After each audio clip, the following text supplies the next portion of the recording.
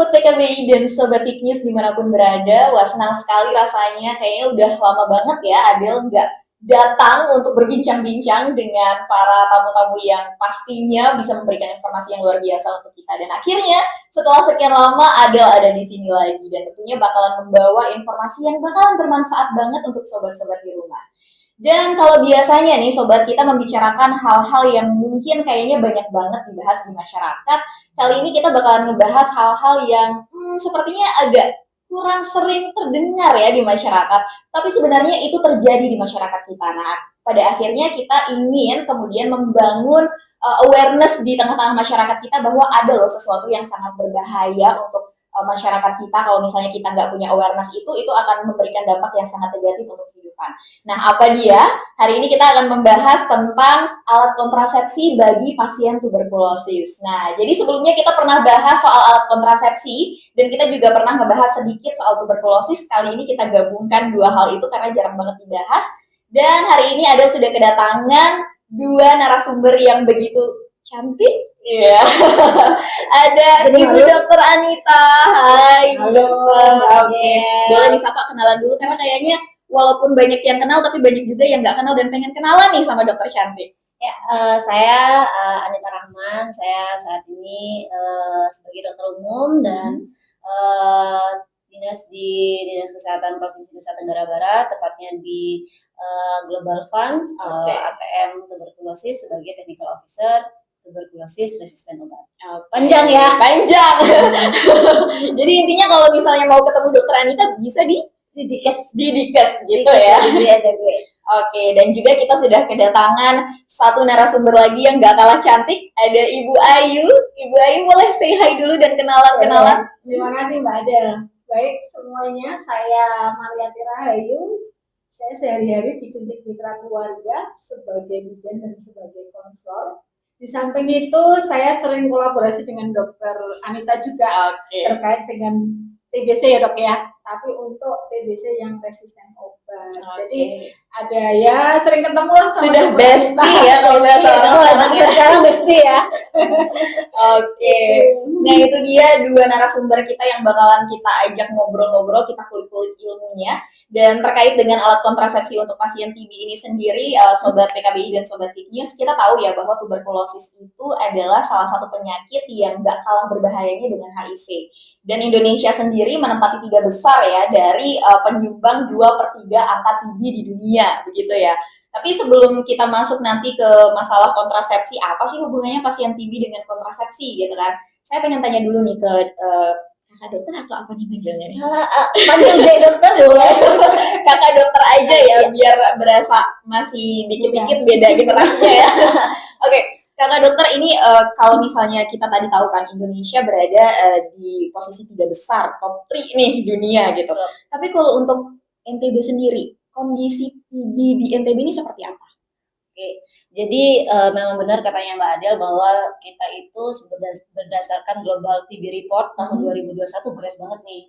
Artinya baru tahun lalu dirilis itu kita menempati urutan ketiga penyumbang pasien TBC terbesar di dunia dan beban TB-nya juga sangat tinggi di Indonesia dan NTB ini juga termasuk salah satu penyumbang yang besar walaupun kepulauannya sangat kecil tapi kita termasuk yang temuannya itu sebenarnya tinggi tetapi tidak ketemu secara sistem itu belum ketemu jadi artinya masih banyak tuberkulosis yang tersembunyi di NTB jadi seperti itu. Kalau boleh tahu nih, sebenarnya yang menyebabkan kemudian tuberkulosis ini tuh menjadi cepat sekali rupanya penyebarannya itu sebenarnya apa?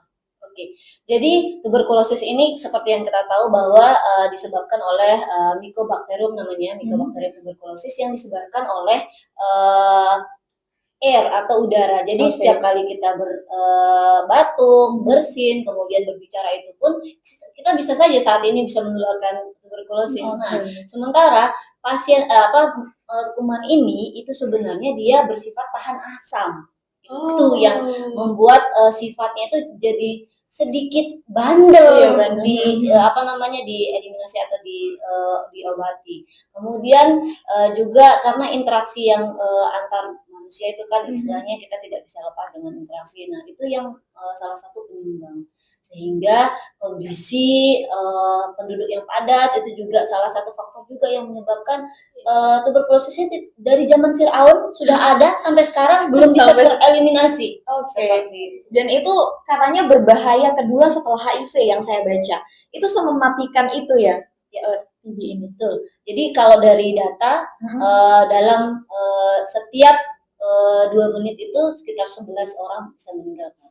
Wow, mengerikan sekali. Berarti nanti kita duduk nih, kita hitung ada berapa menit kita duduk dan itu bisa kita lihat sudah berapa orang yang meninggal karena tuberkulosis ini.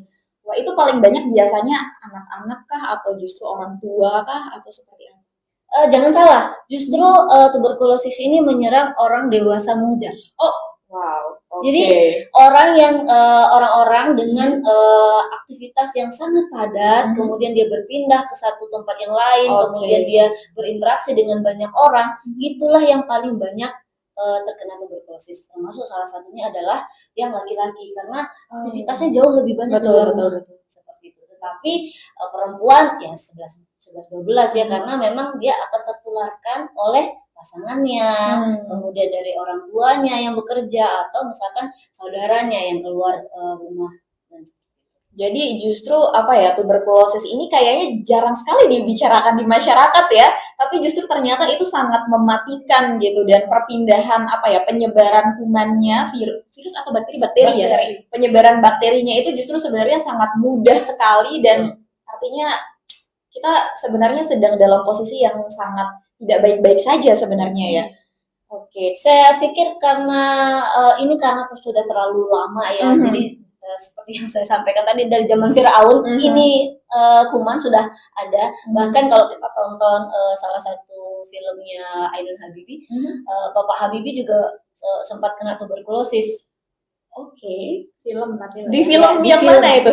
Yang pertama. Jadi pada saat dia sekolah itu dia terkena tuberkulosis. Ketika di tempat dingin yang batuk-batuk yang pada saat dia sekolah di luar itu ya? Iya, betul. Jadi dia termasuk salah satu yang kena di sana. Jadi ini sudah cukup lama dan mungkin orang-orang merasa tuberkulosis ini bukan sesuatu yang biasa aja kan sama. Jadi itu juga menjadi penyumbang ya kita tidak selesai masalah dari tuberkulosis. Kalau kita lihat dari filmnya tadi Bapak Habibie dan Ibu Ainun, jadi sebenarnya ciri-cirinya nih kalau kita kena tuberkulosis itu apa?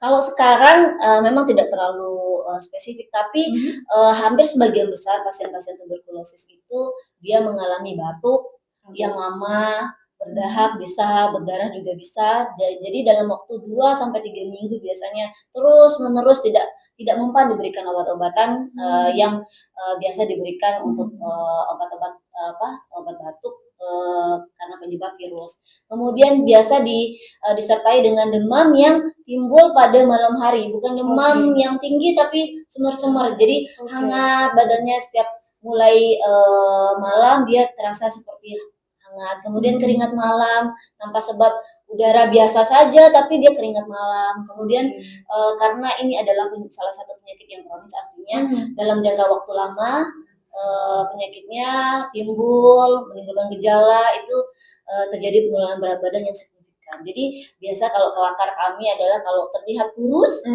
sekali. Waduh, coba cek tuberkulosis ya. Waduh, ini bagaimana ini? Jadi deg-degan ya. Itu termasuk salah satu. Tapi kalau kondisi saat ini setiap batuk sebaiknya memang kita harus curiga ada tuberkulosis. Jadi justru kita harus segera menyadari ya, ini kayaknya bukan kemudian kita ingin menakut-nakuti diri ya, tapi justru sebagai bentuk waspada, sebagai bentuk kita melindungi diri kita adalah dengan segera memeriksakan diri ya. Betul. Ketika kita mengalami gejala-gejala seperti itu. Tapi yang paling penting Mbak Adel, tuberkulosis ini bisa sembuh. Itu yang paling penting. Itu dia. Kayaknya walaupun kalau misalnya mungkin HIV sampai sekarang masih banyak yang ini sebenarnya bisa sembuh atau enggak, tapi tuberkulosis bisa. Bagaimana tuh bisa sembuh seorang pasien tuberkulosis? Dengan mengkonsumsi obat-obatan yang sudah ada saat ini standar. Jadi ada obat-obatan memang cukup lama sih, perlu waktu sekitar 6 bulan untuk pengobatan sampai sembuh. Jadi Oke. cukup dengan minum obat secara teratur, obat-obat yang dihabiskan, kemudian kita periksa setiap sebulan dan 2 bulan sekali, darahnya kembali. Kalau sudah negatif, berarti sudah bisa dikatakan Oh, selamat. sebentar. Saya ingat bahwa beberapa waktu lalu kita juga sempat membicarakan sedikit soal tuberkulosis ini dengan imunisasi dan saya mendapat informasi bahwa ada yang namanya obat anti tuberkulosis OAT. Itu Ya. ya yang diberikan ya. Ya. Oke. Kemudian dengan jenis TB-nya sendiri nih, kan katanya ada jenis TB yang sensitif obat, ada yang resisten obat. Mungkin sebelum kita masuk ke OAT-nya nih, ini bedanya apa? Oke, baik. Jadi gini, kita mulai dari OAT-nya sendiri ya. Obat anti tuberkulosis itu ada 4 macam. Oke. Yang utama saat ini di Indonesia maupun di luar negeri juga 4 ini. Terdiri dari rifampicin, INH, pyrazinamide, dan ethambutol. Keempatnya ini setelah digunakan bertahun-tahun lamanya, baik di Indonesia maupun di negara-negara di dunia, itu ternyata ada mengalami perubahan. Artinya bakterinya tersebut kebal terhadap salah satu atau lebih dari 4 jenis obat ini. Nah, ketika terjadi kekebalan terhadap salah satu dari obat tersebut, maka itulah yang kita sebut sebagai tuberkulosis resisten obat. Sehingga dia memerlukan suatu penanganan yang berbeda. Berbeda dari SO. Ya, yang SO yang standar tersebut. Karena kita perlu diketahui bahwa 4 obat tersebut sebenarnya adalah antibiotik untuk membunuh bakteri-bakteri yang ada MTB yang ada dalam tubuh seorang pasien tuberkulosis. Nah, kalau seandainya salah satunya kebal atau lebih dari itu atau semuanya kebal, kita harus mengganti obat-obatan yang diberikan, yaitu dengan antibiotik yang lain yang secara penelitian masih bisa membunuh kuman TB. Berarti walaupun resisten obat, kesempatan untuk sembuhnya masih ada. Masih ada. Oke. Nah, tapi kalau misalnya kita ngomongin OAT, katanya tadi itu adalah antibiotik. Ada nggak sih sebenarnya efek-efek samping yang kemudian bisa dirasakan oleh pasien ketika mengkonsumsi itu? Oke. Jadi ini memang yang paling sering ditanyakan ya. Biasanya kalau di masyarakat, saya nggak mau terlalu banyak minum obat, nanti malah malah jadi efek sampingnya kemana-mana. Tetapi perlu kita ingat, sebelum kita membahas efek samping, perlu diingat bahwa lebih banyak manfaatnya. Betul, itu yang paling harus diingat karena pasien dengan dengan ada penyakit tuberkulosis itu tadi tingkat kematiannya sangat tinggi, sehingga kalau kita ukur-ukur antara manfaat dan efek samping itu jauh sekali manfaatnya ya. Sebenarnya membutuhkan edukasi yang lebih masif ya. Betul. Karena Jadi pasien-pasien dengan efek samping itu biasanya sehingga dia lihat temennya efek sampingnya seperti itu, yang kena TB dia nggak mau minum obat. Aduh, saya kena efek samping gara-gara minum obat OAT, ternyata saya nggak bisa aktivitas gitu. Padahal itu memang efek pertama memang gitu ya, dokter ya. Saya sering gitu ya dokter. Iya, jadi memang untuk efek sampingnya ini sendiri itu kita bagi, ada yang ringan atau yang minor ya kita sebut, kemudian ada yang berat atau yang mayor. Nah, di antara semua ini itu ada prinsip di mana ketika ada efek samping obat yang minor atau yang ringan itu OAT-nya tetap dilanjutkan tapi dengan modifikasi.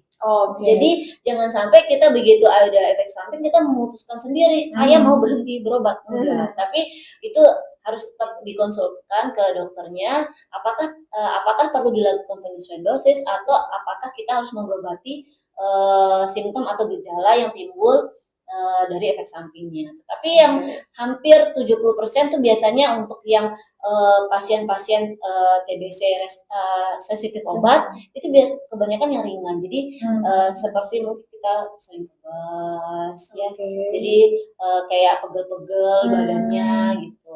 Itu biasa. Tetapi kalau dibandingkan dengan gejala yang gejala tuberkulosisnya itu sendiri itu sebenarnya tidak ada apa-apanya gitu. Kecuali kalau seandainya misalkan terjadi efek samping yang cukup berat, misalkan ada gangguan hati pada pasien tersebut, kita harus menilai mana obat-obatan yang kira-kira menyebabkan efek samping tersebut, itu yang kita hentikan, yang kita modifikasi dengan obat yang lain.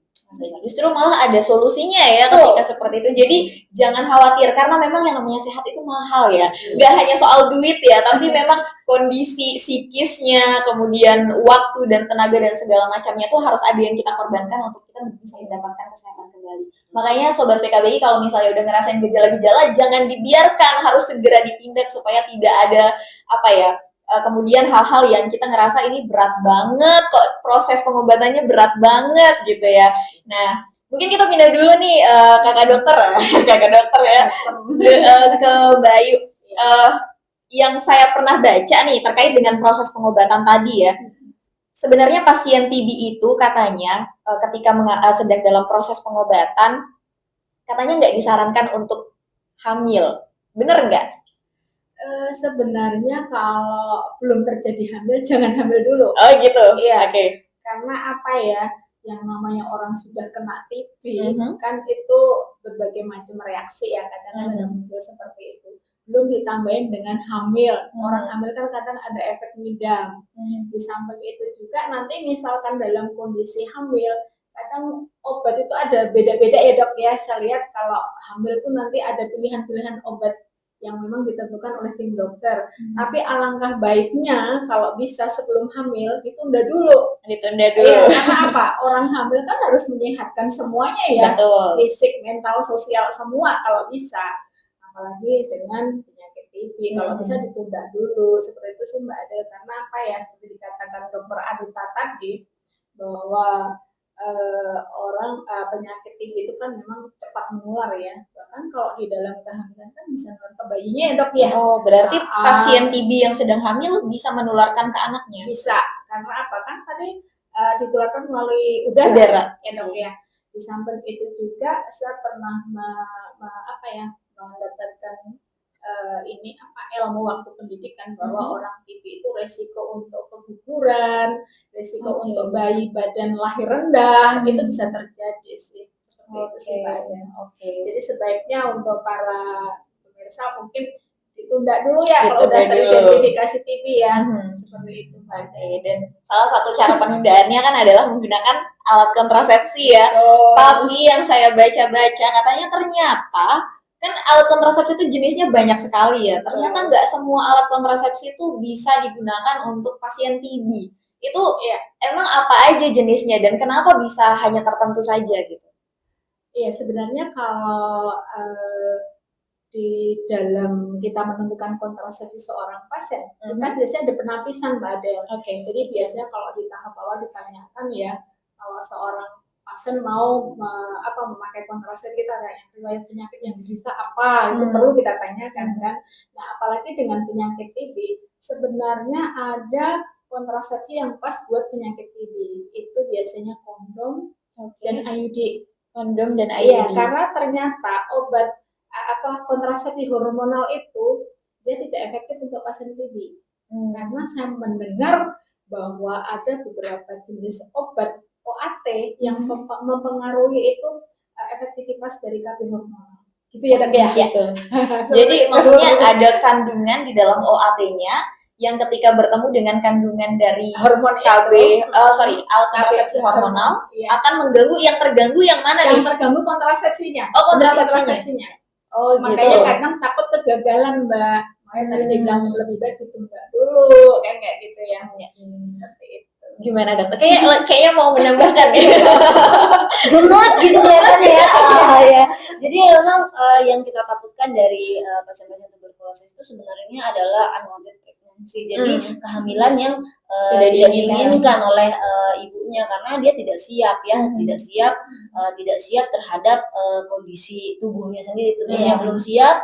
Kemudian ada namanya lagi. Tuberkulosis itu menyerang semua organ di dalam tubuh kita kecuali rambut dan kuku. Betul. Wow, jadi kulit juga tuberkulosis kulit, tuberkulosis di otak, kemudian tuberkulosis di sumsum tulang, kemudian di kelenjar, semua bisa terkena tuberkulosis.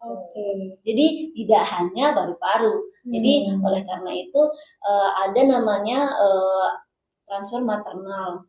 Jadi artinya dia bisa jadi dia bisa menularkan bayi yang dikandungnya. kemudian tanpa berbicara ataupun batuk ya. Bahkan sejak dalam kandungan iya, sudah tertular gitu iya. ya. Kemudian juga kan kondisi bayi juga akan lahir bisa jadi dengan cacat dan segala macamnya jika dibiarkan hamil. Tetapi jika dia sudah hamil, otomatis kita tetap memberikan obat-obatan tuberkulosis yang sesuai untuk menghindari hal-hal tersebut terjadi pada. Oh, jadi kalau misalnya sudah terlanjur hamil, tetap ada treatment obat yang bisa diberikan. Betul. Oke. Nah, terkait tadi dengan interaksi obat antara obat-obatan tuberkulosis dengan kontrasepsi itu adalah itu terkait dengan kontrasepsi yang hormonal seperti yang disebutkan, yaitu adanya hormon estrogen atau progesteron atau keduanya di dalam KB tersebut atau kontrasepsi tersebut. Bentuknya bisa pil, suntikan, implan maupun IUD hormonal pun ada. Nah, itulah yang kita hindari pada pasien-pasien tuberkulosis. Kenapa? Karena di antara 4 obat yang tadi yang saya sampaikan, rifampicin, INH, pyrazinamide, dan ethambutol, ada rifampicin, obat rifampicin yang memang itu adalah salah satu obat poten yang dianggap untuk membunuh kuman TB itu yang berinteraksi sebaliknya. Oh, oke. Jadi rifampicin ini bisa menghancurkan hormon estrogennya. Oh, oke. Jadi dia akan memicu enzim yang bisa breakdown atau menghancurkan estrogen, sehingga seperti tidak ada kontrasepsinya. Selain itu juga pada beberapa penelitian rifampicin ini bisa menstimulasi ovulasi 2 kali lebih besar daripada saat yang biasa, sehingga tanpa kontrasepsi jelas kemungkinan hamilnya jadi lebih tinggi seperti itu, apalagi dengan kontrasepsi hormonal. Oke, tadi saya udah mendengar informasi dari kakak dokter. Saya baru tahu nih, biasanya saya taunya IUD itu ya non hormonal gitu. Jadi yang non hormonal tuh seperti IUD, kondom, kemudian yang hormonal tuh ya pil, suntik. Tapi ternyata IUD juga ada yang hormonal ya. Berarti sebenarnya kita menentukan untuk menggunakan kontrasepsi itu tidak hanya berdasarkan jenis, tapi kandungan dalam setiap jenisnya. Kalau misalnya IUD ada yang hormonal, apakah untuk pil dan sebagainya yang biasa kita tahu itu adalah hormonal, ada nggak yang non hormonal? Oh, sebaliknya, misalnya kayak gitu, ada nggak yang kayak gitu? Yang non hormonal itu kan IUD non hormonal ada, IUD hormonal juga ada.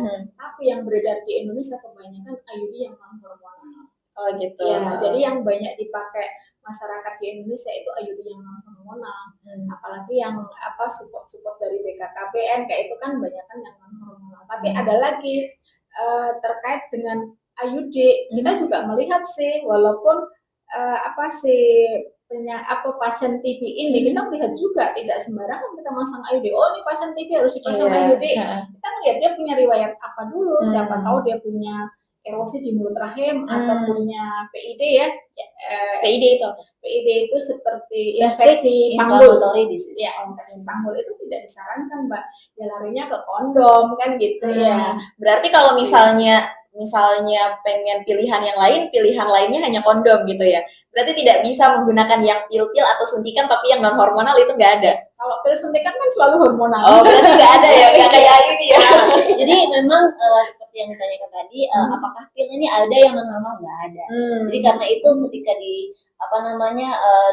diminum itu dia akan termetabolisme di dalam tubuh kita. Nah, metabolit aktifnya itu yang dipengaruhi oleh obat-obatan. Nah, jadi intinya untuk mencegah kehamilan itu ada yang namanya hormonal dan ada yang namanya barrier. Nah, IUD tersebut juga termasuk barrier juga, cuman dia menghambat langsung di dalam rahim, dia akan membuat ada namanya radang steril, sehingga dia menyumbat sementara proses dari ovulasi serta proses bertemunya sel sperma dan sel telur gitu. Sehingga kalau seandainya di dalam rahim terjadi inflamasi dan segala macam yang disampaikan itu, berarti kita perlu barrier yang lain. Bisa kondom pada perempuan, bisa kondom pada laki-laki.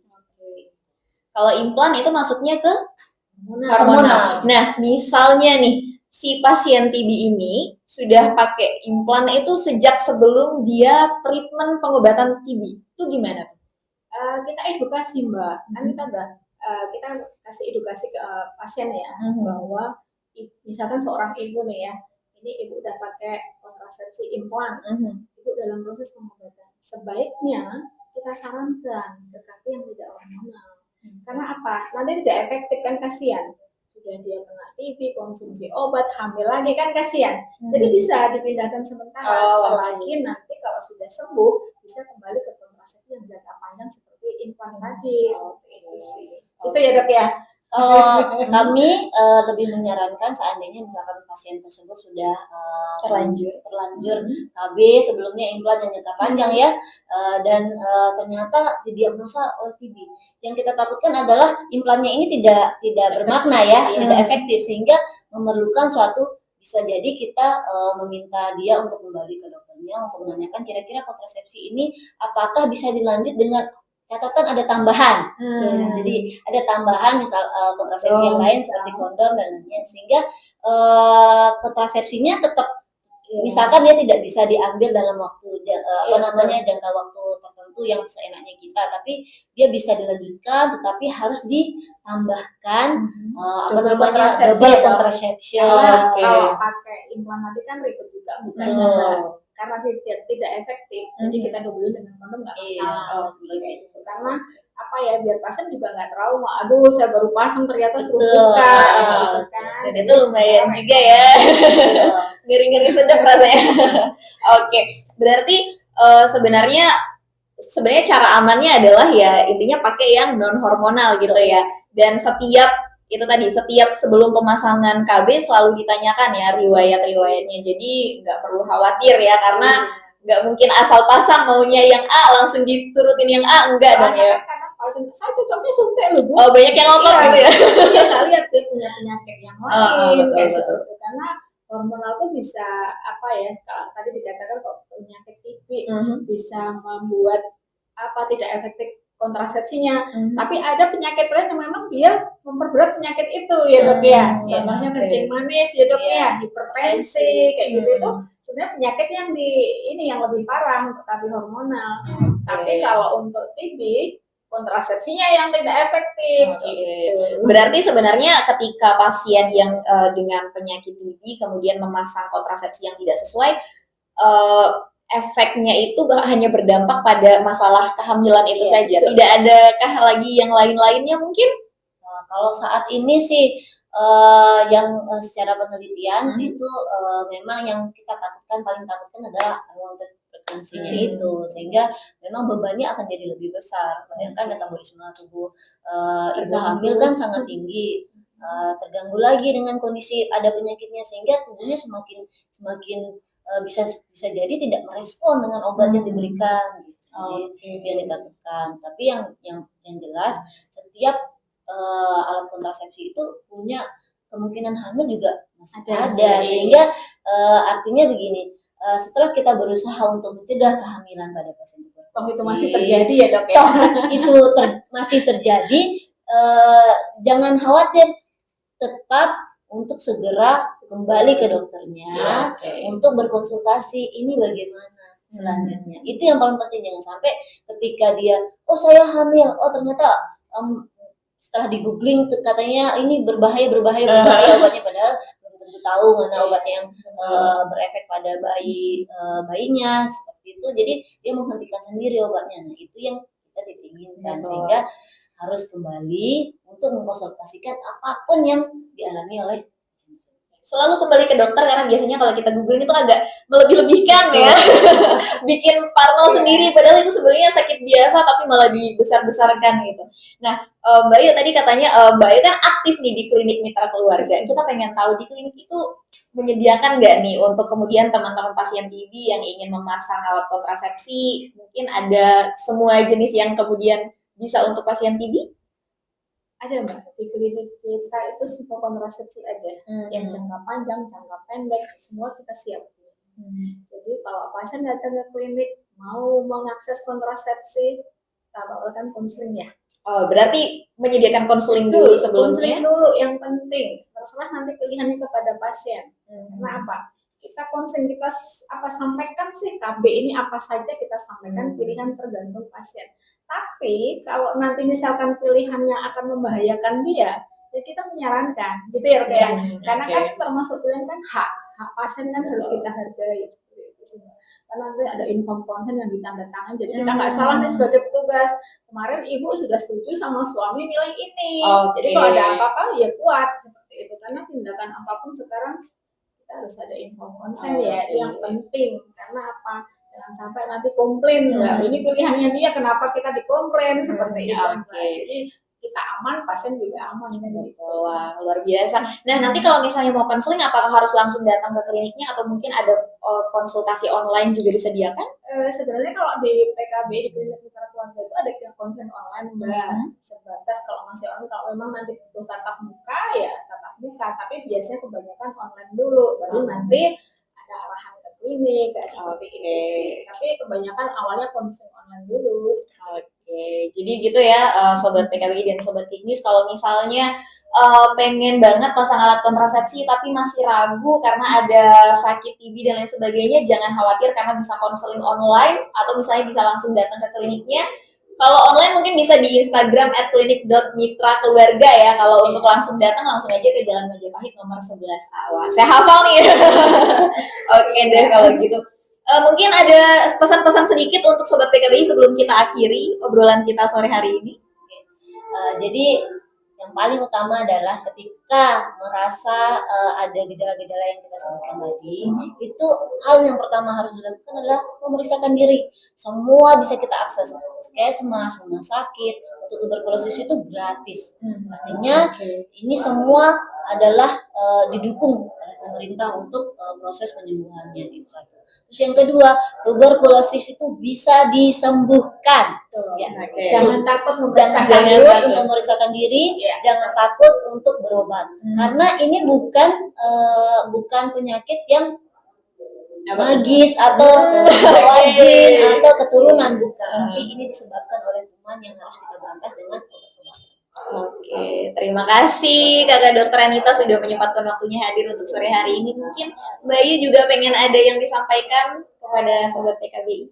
Baik, kepada Sobat PKBI, apabila kalian butuh konsultasi, kami menyiapkan konsultasi online, bisa tatap muka, jadi silahkan datang ke Jalan Majapahit nomor 11.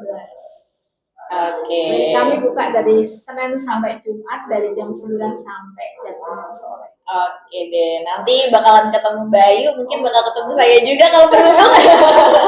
Oke, terima kasih Mbak Ayu, terima kasih sama-sama Mbak Ayu, mungkin bermanfaat sekali. Dan buat Sobat PKBI, itu tadi pembahasan yang sangat daging ya, kayaknya ini jarang banget dibahas, tapi ternyata ada banyak sekali ilmu yang bisa kita dapatkan, dan semoga kita bisa ketemu lagi di podcast-podcast lain bersama para narasumber yang gak kalah keren juga. So, Adel pamit undur diri, selamat sore, wassalamualaikum warahmatullahi wabarakatuh.